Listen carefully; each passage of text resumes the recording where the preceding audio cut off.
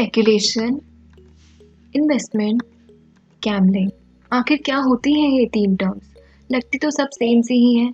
तो चलिए आज हम जानते हैं इन तीनों टर्म्स के बारे में, इनके एग्जैक्ट मीनिंग्स और कैसे ये तीनों टर्म्स आपस में डिफरेंट होती हैं। So hello everyone, welcome back to thoughtful capital. My name is Aakanksha और अगर आपने अभी तक हमारे चैनल को सब्सक्राइब नहीं किया है then please like and comment and do subscribe to our channel and hit the bell icon. तो चलिए हम आज सबसे पहले जानते हैं अपने पहले टॉपिक के बारे में, जो कि है स्पेकुलेशन। तो स्पेकुलेशन का मतलब होता है कि आप ऐसे एसेट में पैसा लगाते हैं जो कि आपको बहुत हाई रिटर्न ऑफर करता है, बट वो हाई रिटर्न तभी मिलता है जब आप हाई रिस्क लेते हो। तो risk and return always go hand in hand. अगर आपको हाई रिटर्न चाहिए तो आपको हाई रिस्क लेना पड़ेगा, और इसी वजह से स्पेकुलेटिव एसेट्स को हम high return high risk assets बोलते हैं। और अगर आप ऐसे एसेट्स में पैसा लगाते हैं तो आपको काफ़ी ज़्यादा कॉशियस होना पड़ेगा, काफ़ी ज़्यादा सावधानी का ध्यान रखना पड़ेगा। तो स्पेकुलेटिव एसेट्स में पैसा कौन लगाता है? स्पेकुलेटिव एसेट्स में पैसा वो लार्ज इन्वेस्टर्स लगाते हैं, बड़े बड़े इन्वेस्टर्स लगाते हैं, जैसे कि foreign institutional investors like FIIs, जिनको फाइनेंशियल मार्केट की बहुत अच्छी नॉलेज होती है और जिनको फाइनेंशियल मार्केट का काफ़ी अच्छा एक्सपीरियंस होता है। तो वो लोग स्पेकुलेटिव एसेट्स में पैसा लगाते हैं ताकि उनको कम से कम टाइम में ज़्यादा से ज़्यादा रिटर्न मिल सके। तो चलिए अब हम जानते हैं what are the types of speculators in the financial market. So there are two types of speculators. First is bull speculator and then second is bear speculators. So bull speculators वो speculators होते हैं जो कि अपने experience से assume करते हैं, expect करते हैं कि फ्यूचर में स्टॉक का प्राइसेस बढ़ेगा। On the other hand, bear speculators they are totally opposite of bull speculators. वो assume करते हैं कि फ्यूचर में स्टॉक प्राइसेस कम होने वाले हैं। So bull speculators के लिए let's take the case of the very famous scam which happened in 1992, that is the Harshad Mehta scam. Harshad Mehta was very well known for his speculation. So Harshad Mehta was a bull speculator. वो जिस भी share पे, जिस भी stock के ऊपर हाथ रखता था, अगले ही दिन उसका प्राइस इंक्रीज हो जाता था। तो उसने ऐसे ही करके लोगों का ट्रस्ट गेन किया। तो हर्षद मेहता कहता था कि अगर इस स्टॉक का प्राइस इंक्रीज होगा तो एक्चुअल में उस स्टॉक का प्राइस इंक्रीज हो जाता था। वो बात अलग है कि उसके पीछे काफ़ी ज़्यादा मैनिपुलेशंस इन्वॉल्व थी, उसने काफ़ी कंट्रोल रखा हुआ था फाइनेंशियल मार्केट के ऊपर, जिसकी वजह से शेयर्स की जो ट्रू फंडामेंटल वैल्यूज थी वो काफ़ी दूर चली गई थी और एट द एंड पूरी की पूरी स्टॉक मार्केट क्रैश हो गई थी। Now talking about the very biggest misconception about speculation. Speculation is entirely bad and should be discourage completely, but ऐसा नहीं है। Speculation is also very important. Speculation इसलिए इम्पॉर्टेंट है बिकॉज वो स्टॉक मार्केट को एक certain level of liquidity provide करती है, प्राइस कॉन्टिन्यूटी में हेल्प करती है और स्टॉक मार्केट की स्मूथ फंक्शनिंग को मेंटेन करती है। बट स्टॉक मार्केट में स्पेकुलेशन एक सर्टेन लेवल के बाद काफ़ी ज़्यादा रिस्की हो जाती है। इसी वजह से SEBI time to time speculative activities के ऊपर चेक रखता है and it performs the role of watchdog. तो जिसकी वजह से अपनी वो रूल्स और रेगुलेशंस के मदद से वो स्पेकुलेटिव एक्टिविटीज़ पे वॉच रखता है।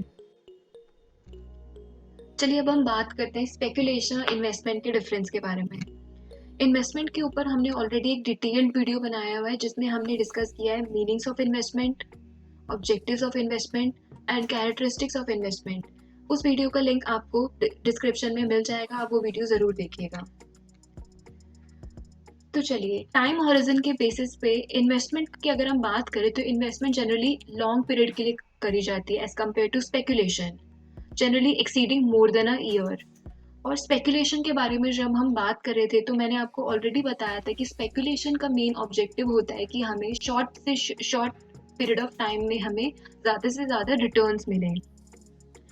तो इसको आप इंट्राडे ट्रेडिंग की तरह भी कंसिडर कर सकते हैं। और स्मॉल इन्वेस्टर उसका गोल यही होगा कि वो लॉन्ग टर्म इन्वेस्टमेंट करे जिसमें उसको लो टू मॉडरेट रिटर्न्स मिले और कंसिस्टेंट रिटर्न्स मिले। For a speculator his main objective would be to get higher and higher returns but at the same time in a shorter period of time. तो उसके returns जो होंगे वो inconsistent होंगे as compared to the returns of a small investor who is seeking for a long term investment. Okay, so now talking about the funds, यहाँ पे investor अपने खुद के फंड्स को यूज करता है, स्पेक्यूलेटर्स मार्केट से भी पैसा उठा लेते हैं और बैंक से भी पैसा बोरो करते हैं in order to speculate. Okay, so talking about the case of Harshad Mehta ने पूरी मार्केट का पैसा उठा लिया था, पूरी मार्केट से पैसा उठा लिया था और इवन बैंक से भी पैसा उसने बोरो करके स्टॉक मार्केट में लगा दिया था. अब यहाँ पे इनकम कैसी होती है, इनकम की बात करें इन्वेस्टमेंट में, तो आपको at the end of year 1 आपको डिविडेंड्स मिलेंगे अगर आपने इक्विटी में इन्वेस्ट किया है. अगर आपने बॉन्ड्स या डिबेंचर्स में इन्वेस्ट किया तो आपको इंटरेस्ट मिलेगा. और स्पेकुलेशन में आप फायदा उठाते हो change in price of asset, यानी कि अगर आपने अज्यूम किया था कि आज HUL का शेयर 100 रुपए का है और विद इन 1 मंथ या एक हफ्ते बाद या एक महीने बाद वो HUL का शेयर आपको लगता है, एक स्पेकुलेटर को लगता है कि 100 रुपए का शेयर 200 रुपए का हो जाएगा, यानी कि twice of what is the current market price. तो अगर 100 रुपए का शेयर 200 का हो जाता है तो फिर उसको 100 रुपए का बिल्कुल उस प्राइस के एसेट के चेंज की वजह से उसको हायर रिटर्न मिलेगा, यानी कि उसको पूरा का पूरा 100 रुपए का फायदा होगा. तो यहाँ पे change in price of asset का फायदा उठाते हो, यही आपकी इनकम होती है. Talking about the source of information, यहाँ पे आप कंपनी के फंडामेंटल फैक्टर्स को एनालाइज करते हो, जैसे कि उसकी इनकम स्टेटमेंट, उसकी बैलेंस शीट, उसके कैश फ्लो स्टेटमेंट. और स्पेकुलेशन में आप हर्ड इंस्टिंक्ट्स को फॉलो करते हैं, यानी कि जो भी मेजॉरिटी ग्रुप फॉलो कर रहा है आप उसी को फॉलो करते हो. इनसाइडर इंफॉर्मेशन है, अगर आपके पास कोई एम्प्लॉय या कोई कंपनी का बंदा, अगर आपने उसने आपको कोई इनसाइडर इंफॉर्मेशन दी है जिससे आपको पता है कि फ्यूचर में उस कंपनी के स्टॉक्स के मार्केट प्राइसेस कैसे परफॉर्म करेंगे, तो उसके बेसिस पे भी स्पेकुलेशन होती है. Now talking about gambling.